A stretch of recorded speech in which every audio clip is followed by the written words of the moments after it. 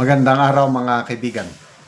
Bigyan natin ng reaction, opinion itong post ng Optic Politics. Tungkol ito sa kalagayan, kalusugan ng Pangulo. Sabi niya, meron silang tinatago sa kalagayan ng Pangulo. Seryoso at nakakabahala. Someone sent me a medical document at ang masasabi ko lang, makakasurvive kaya ang Pangulo? Sinasabi kasi ng Pangulo na he's fine, na nagre-recover lang. Kaya lang, ayaw man nilang maglabas ng medical bulletin. Ang mga reporters, kanina sa press con ni Auntie Claire, nagtatanong, may mga natatanggap kaming ganito na delikado ang kalagay ng Pangulo, lumalala ang kanyang sakit. Ganun ang tanong sa Auntie Claire naman unconfirmed yan, huwag kayong maniwala yan. Hanggang isang babaeng reporter, magaling, sabi niya, I have a source, doktor ng St. Luke's.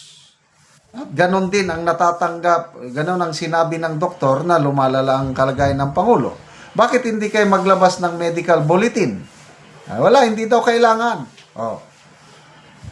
Bakit? Tayong taong bayan, di pa natin karapatan na malaman ang kalagayan ng health condition ng Pangulo? Bakit ayaw nilang maglabas ng medical bulletin? Where is transparency? Kaya ito, ayan, medical document natanggap ni Optic Politics. So, anong laman ng medical document? Ito, sabi niya, perforation signals, life-threatening emergency. The CT scan, ito na yung document siguro, reveals a severe life-threatening condition. Sigmoid diverticulosis with perforation. May butas, ganun ba? And extensive mesenteric phlegmon. Small intestine pouches have become infected. Ito na yung description ng CT scan. Small intestine pouches have become infected. One has burst. Pumutok. And infection is spreading across abdominal tissues. This creates an urgent risk of sepsis, organ failure, and death. Ay, naku naman. Oy, wag naman sana. Bakit kasi si Cara David nag-birthday wish pa ng ganon? Maawa naman kayo sa ating Pangulo. Kailangan natin siya. Mahal siya ng taong bayan. Kaya, wag namang mag-wish ng Cara David. Organ failure and death. The patient is actively deteriorating and immediate surgical intervention is required, possibly including bowel removal or drainage. Medication alone cannot resolve this.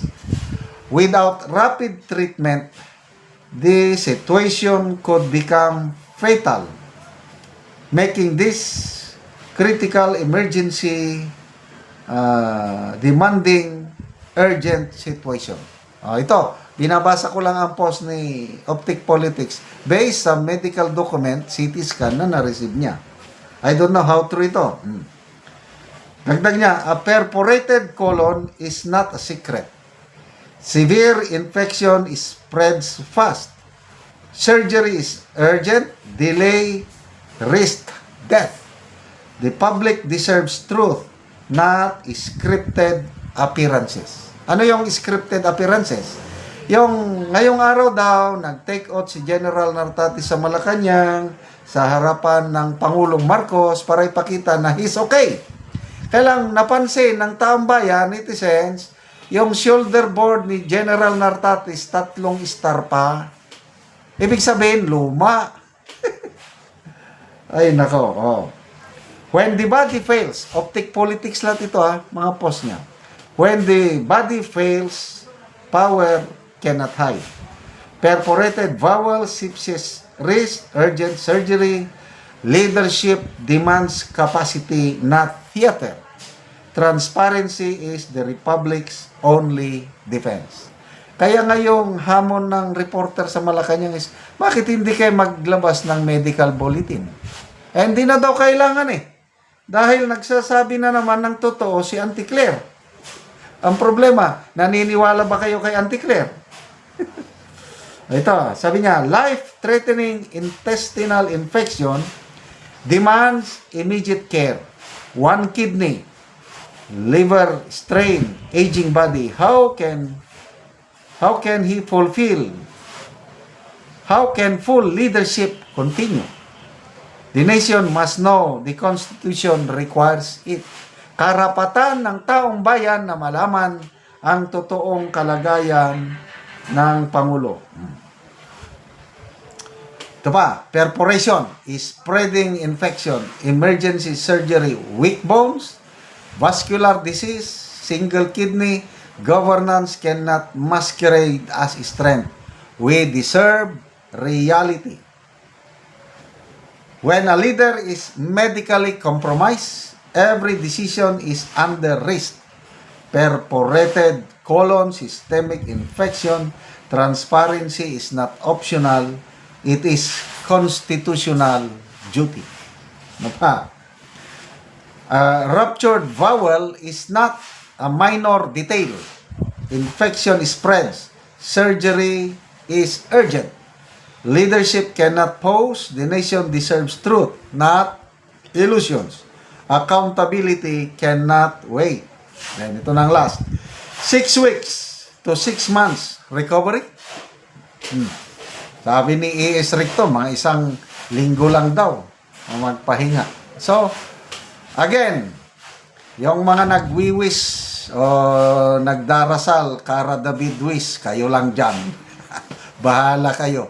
Ako, sana gumaling ang Pangulo para maipagpatuloy niya ang kanyang termino hanggang 2028.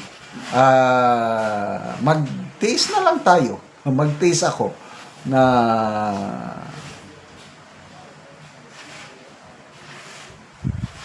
maghirap sa loob ng sobra pang 2 taon. Sana gumaling ang Pangulo. Salamat mga kaibigan sa inyong pag-subaybay sa channel na ito. Nakakatulong kayo ng malaki sa tribong talandig ng Bukidnon dahil ang income natin sa channel na ito is pantulong po sa tribo. Namimigay tayo ng libreng yero at pako para makapagpatayo sila ng mas maayos na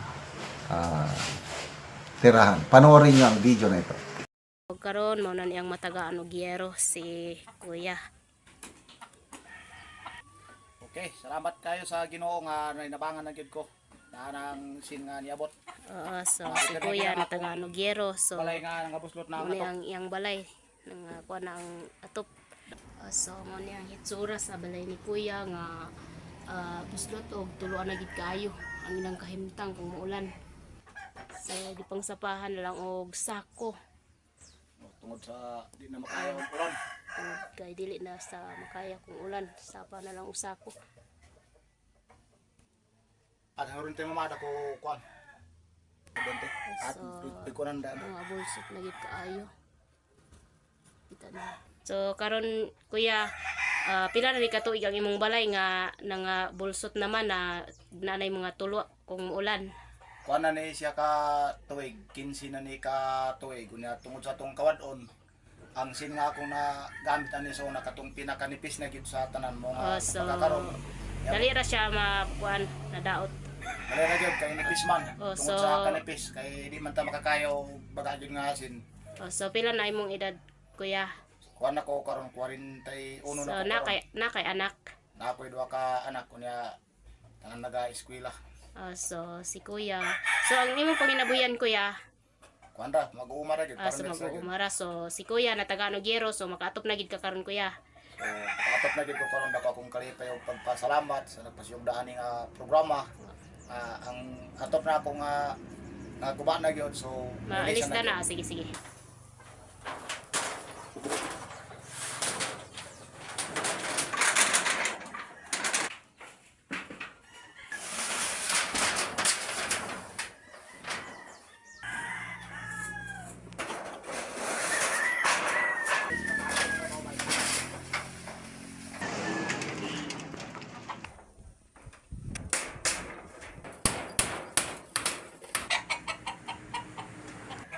O so nahumana og atop si kuya sa iyang balay, so dili na gid siya tuluan, nindot na kaayo kay nahuman na gid og atop.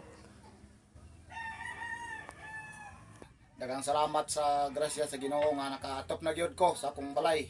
Manginaot ko nga ang nagpasyog dani nga pinagi ni nga mga hinabang, manginaot ko nga dagang pag dagan pa ang matabangan sa dili lang diri sa among barangay, sa barangay Tagba kundi Sige. lakip pa sa kinatibukan nga lungsod sa Talakag ang ilang mga tabangan. Dagang kayo Sige. salamat. Okay, sige, salamat po.